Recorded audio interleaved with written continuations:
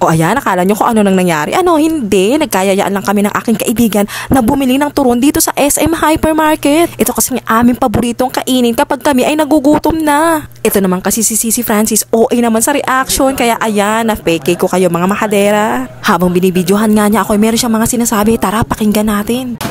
Oh guys, gusto nyo ba makakita ng gorilla pa? Oh, diba? Pakita sa inyo gorilla eh. Oh, pa? Ganda-gandahan ng isang gorilla.